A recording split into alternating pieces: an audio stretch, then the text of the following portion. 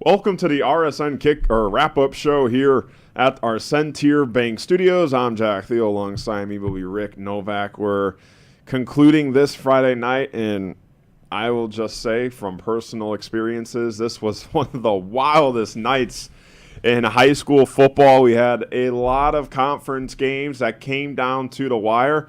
You know, like we said on Region Football Weekly, we had a lot of games that intertwined between our top 10 rankings and our bubble teams. Definitely going to see a lot of movement in our rankings next week. So we'll start off with some scores. The first one, the Andrean 59ers bounce back after their loss to Hobart. They win 35-6 against the Highland Trojans. Definitely good for them to get that victory. The Bishop Knoll Warriors defeat Lake Station 46-0. Chesterton Edges went out against Portage 35-31. They'll face off against Lake Central next week.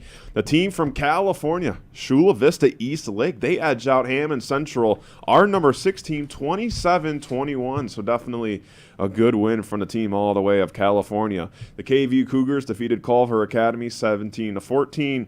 East Chicago Cardinals, they fall to Griffith 58-12. Griffith 3 straight wins now. Phil Mason has got something cooking down in Griffith, Indiana. Hanover Central, they continue their winning ways, dominant as usual. They defeat Munster 56-21. Maryville finally got back on track. They defeated LaPorte 40-0. Rick, Maryville was a team where we had a lot of questions about. You know, they started the year so dominant. Then after that loss to Crown Point, things kind of didn't seem the Maryville way. But tonight, 40-0 win. That's their second straight shutout win, actually, in a row. So things look to be more bright on the Maryville side of things with that win against LaPorte. You're right, Jack. They have struggled a little bit as of late. I think their defense has carried them through that kind of rough patch in their schedule as their offense has kind of tried to find their identity. And it looks like they're starting to kind of play better here. They've got Valpo next week, and I think that's going to be a big test for them because with the way the playoffs shape up, they might see Valpo again in the couple more weeks in a regional matchup potentially. So it's really important for Maryville right now to get everything going on offense because I think their defense is very good. But if they can't consistently score points against top-tier teams, they're going to have a problem. So I think a night like tonight where it's a 40-point explosion, you got to like that if you're Coach Cease over there. Yeah, absolutely. And one of our game nights built by Von Tobel. Hobart Brickies, our number 5 team. They defeated Lowell 51-14. Of course, we do have some award winners. Our Crowell Company's Lantern Man superhero of the game was quarterback Johnny Sorensen. Sorensen was phenomenal on the night, scoring 6 touchdowns and carrying the Brickies to a victory. Of course, our IKORCC Proud Union home play of the game. Johnny Sorensen, once again, a 77-yard touchdown run from the quarterback himself. And then your Boilermakers Local 374 player of the game. That one will go to Hobart linebacker Bradley Gibson. He totaled over 20 tackles on the night so far. So once again, Hobart, 51-14 win for them. They improved to 5-1. Now for our second game night built by Von Tobel. Probably the craziest, wildest finish you might see this year. And when I said I have personal experiences from seeing some crazy action, this was the game. Myself and Mike DeWan were on the call. Lake Central, number 7, Michigan City, number 10, coming off 2 consecutive losses. Well, just to be short, Michigan City wins that game. They were down by 3, 40 seconds to go. They had to drive down the field, and with 5 seconds to go, they said, we want to win this game. Then had a second, and they won the game off a rushing touchdown off Bush. But, Rick, kind of going over this game, it is a brutal feeling for Lake Central because we'll kind of go into more about it after this. But, for them to really have that game, they're up 14-0 early. Xavier Williams was back. He played the game. He had no limitations. He had a rushing touchdown. Michigan City, they seem to really not be that team that people thought. And Lake Central seemed to be that team people didn't think and that they were a lot better. But Michigan City, a far drive for them. They are probably jamming on that bus ride back home right now. It's I'm sure they're having a good time on that bus ride back. A lot better time than they otherwise would have had. So, like Jack was talking about, Michigan State, 5 seconds left. They throw a pass over the middle. It's just short after a little bit of a discussion with the officials. They do rule that Coach French had called a timeout with 1 second remaining. And, before our post game, we did take quite a few replays of the play. Mm-hmm. Me personally, it did look like the receiver was down with about a second left, and if Coach French got a timeout then I do think the correct call was made. But it's got to be tough for Coach Good and Lake Central because the clock hit 0. Yeah. They thought that they had won. They're lining up at the 50-yard line celebrating, and all of a sudden you got to come back out there. And even on that last play, their outside linebacker, we said, had a clean shot at Tyler Bush and just couldn't get him before he got into that end zone. It's a gutting feeling for Lake Central. It was their homecoming night.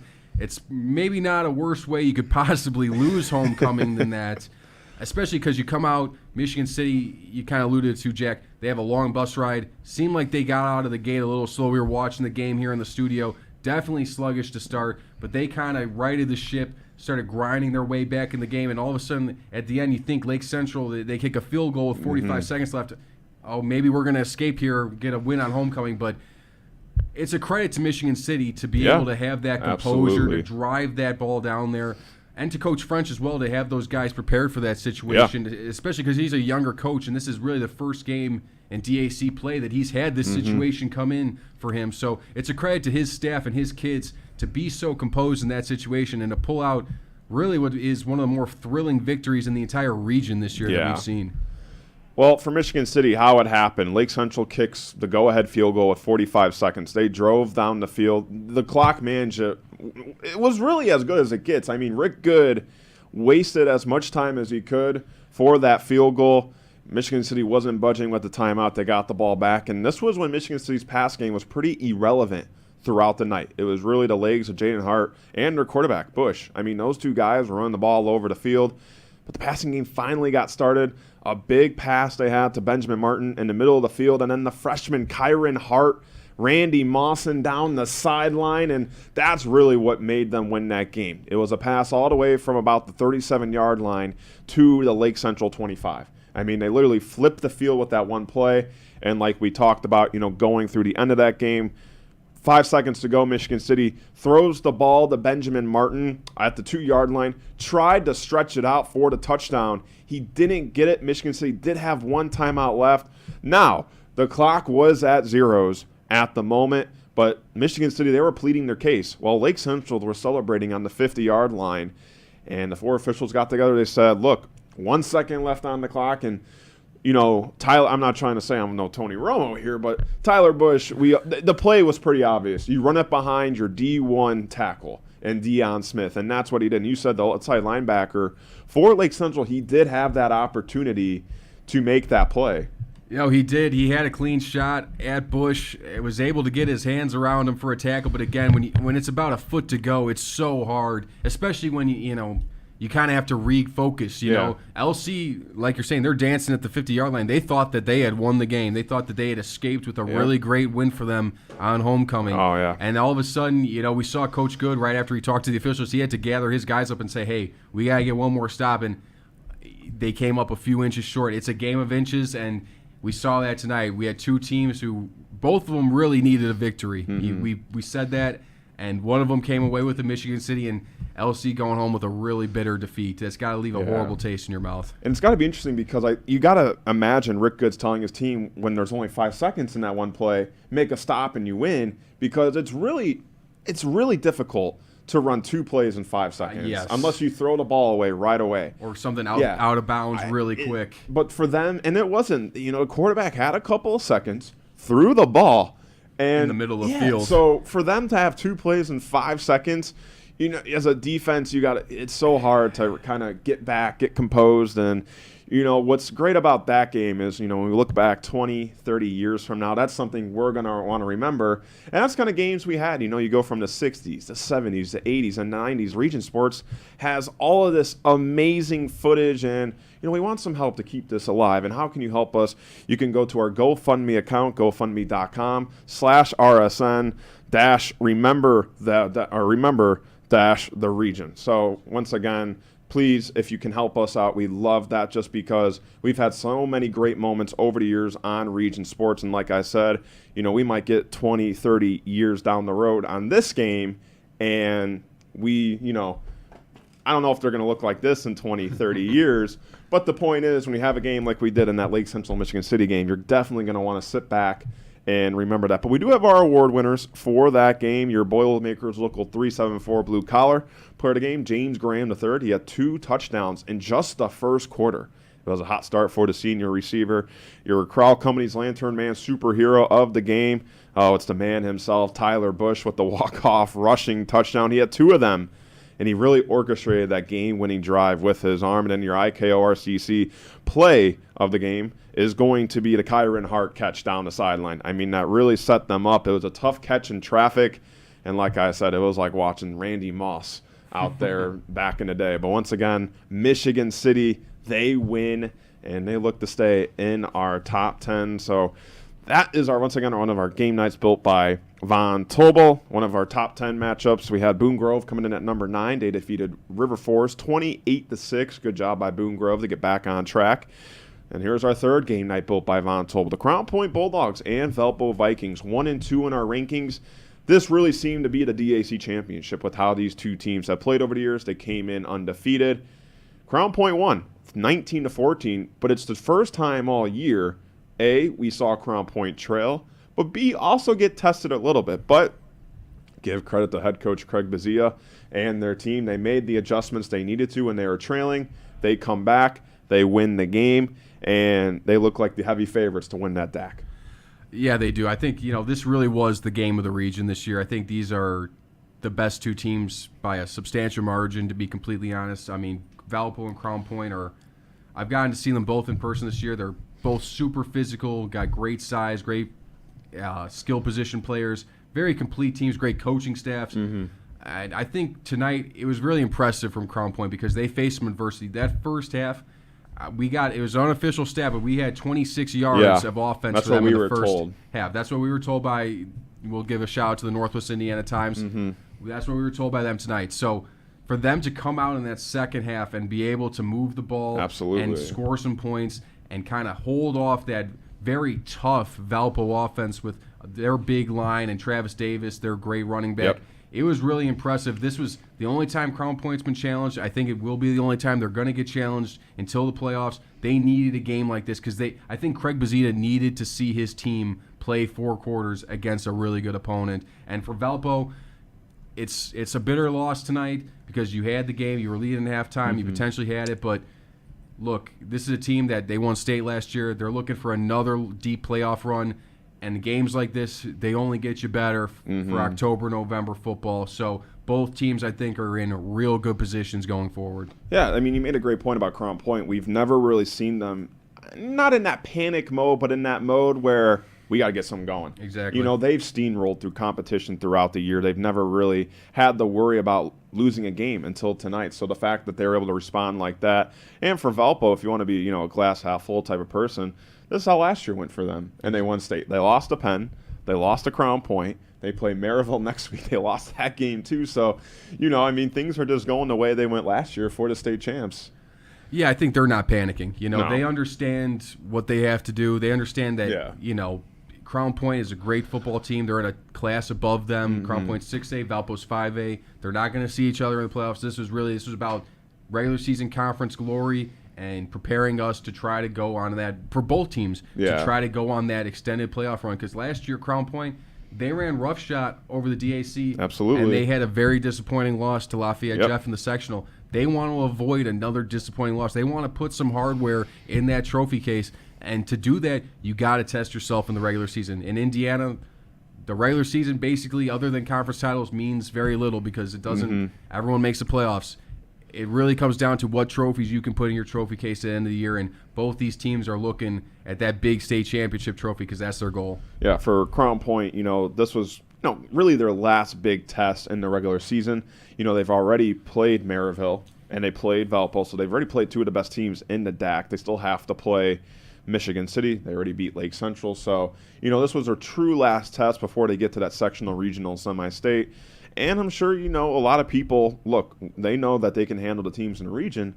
What can they do with the teams in Southern Indiana? I think that's going to be the big question we ask about Crown Point. But, of course, with their victory, some award winners to give out for that game. Your Crown Company's Lantern Man superhero of the game, running back Larry Ellison, the senior running back, had 3 touchdowns and 100 yards. Your Boilermakers Local 374 blue-collar player of the game, Travis Davis. I mean, you mentioned it. He left in the third quarter, but before that, he had 75 rushing yards and a touchdown. So, we're not 100% sure why he left that game, but we hope everything is okay. It'd be a big loss. Yeah, the senior running back. And then your IKRCC Proud Union home play of the game. It was the 46-yard run by the quarterback, Noah Ehrlich. It was the run that really set the third and final score for the Bulldogs and obviously win that game. So those are your award winners for our game night built by Von Tobel. Once again, number 1 Crown Point defeats number 2 Valpo. Of course, some other teams in the bubble. We had the Wheeler Bearcats improve to 3-3 to defeat the Westside Cougars 42-24. And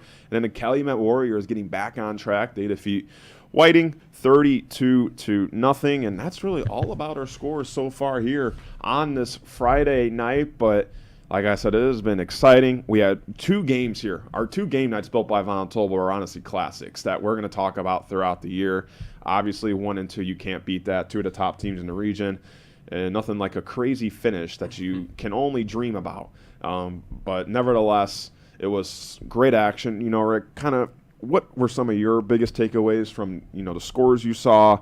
Are there some teams that you said, okay, this team, they can make a run this year, or they're better than I thought, or maybe a team that's, I thought they could have won that game, but it just got away from them maybe? Well, I'll say one, I think the biggest takeaway, I think, is Valpo to me. Well, now that you're telling me that Davis is hurt, I think that's a different. Hopefully, it's not anything we're not serious. We're not sure. We're not going to speculate. But a healthy Valpo team playing Crown Point to the wire like that, I think that really shows me that this team is at that level that they were at last year. That they are a top contender in the entire state for Class 5A. Mm-hmm. Going away from that, I got teams Portage playing Chesterton really close, losing 35-31. Lake Central losing 27-24. These are teams in the DAC. It's the middle of the pack. That's the middle of the pack. And gosh, you felt like they needed those wins. But Portage. We talked. Me and Chris talked in our halftime show about Portage and Roy. Coach Richards over there, kind of getting those guys on the right track. And I think even though they lost tonight, they had a lead late in the game. They're on their way. I think Portage. I think they're improving and. To be honest, I don't know if they're going to get a win this year because the DAC is very hard, but I do think that they're showing progress. And Lake Central, I think, to be honest, I thought Michigan State was going to come in there and have their way with them a little bit. I thought Michigan State was one of the better teams in the DAC, and Lake Central, one controversial call potentially away from winning. They're, I'm not. It's tough now. It's tough. Chesterton, Valpo, and Maryville. Yes, it's their end of the season is tough, but to me, it's if they've got Williams coming back. I had their game last week against Lake Central, or not last week, 2 weeks ago against Lake Central. The first half was actually pretty close, and that's without Williams. Is this a team maybe, if they get a second shot at Crown Point, can they make it more interesting? That's a very good point. I mean, it's tough, but that's what I'm looking at. I think, everything else kind of went pretty much exactly how we thought it would go. I think another eye-opening thing, I think, in the NCC is you got to look at the margins of victory for Hanover and Hobart. Next week. And that's going to, one of our game nights built by Von Tobel, Hobart at Hanover. I think Hobart or Andrain is going to be the only team that's going to have a shot at preventing Hanover from winning the NCC in their first year. And right now, Hanover, me and Chris talked about they could potentially put the running clock on every team in this conference. And I think that should wake every team in this conference up if a team coming from a quote-unquote inferior league comes in and just destroys everyone. So we're going to see these next couple of weeks with Hanover just how good they are because they're going to – and I think Hobart and Andrain maybe aren't as good as they have been the past couple of years, but they're still legitimate teams with great traditions, and they're not going to be pushovers. So how dominant is Hanover going to be in their first year in the NCC is, I think, the biggest story almost because – they've just been running roughshod over everybody. And I think I expected them to kind of slot in there towards the top of the conference, but nothing like the dominance they've shown. They've been super impressive, and it's a credit to them because they really have come in and made a statement. And everybody else in the conference, they better have taken note. Well, you mentioned Crown Point last year, how they did the same thing, and they never got tested, and when they were tested, they failed that test. So, Hanover, that could be the same case, and I think obviously that big test is going to come next Friday night at Hanover when they play Hobart. Exactly. Two of the top teams. It's a top 5 matchup, actually, in probably our RSN top 10, since both teams already were in the top 5, and they both won tonight. But, no, definitely about the last 3 weeks of the regular season, so, a lot to sort out. I know a lot of teams are trying to gain that momentum and confidence before they get into that playoff play, just because it only matters when you're hot. And if you're hot when you go into the playoffs like Valpo did last year, you can see what happens. Exactly. I think, it's funny because Hanover joined the NCC for that reason, to be tested more in the regular season so they could make a push in the playoffs. Because in the sectional past few years, West Lafayette has been a big roadblock for them. But we're seeing, they're in a quote-unquote better league now, and they seem to be having, maybe not as easy of his time, but almost just as easy of his time as they had in the Greater South Shore in the NCC. So, it will be the same kind of thing for them in the playoffs. Who knows? But I will say they have been super impressive to me. Like I said, it's a credit to Coach Parker and their kids over there, their program. They're really building a dominant program, and who knows, maybe the NCC, they'll be the kings of that here in the next few years too. Absolutely. Well, we'll find out in the upcoming weeks, but that's going to do it for us here in our Centier Bank Studios as you're watching the RSN Wrap-Up Show on the Region Sports Network, the only game in town.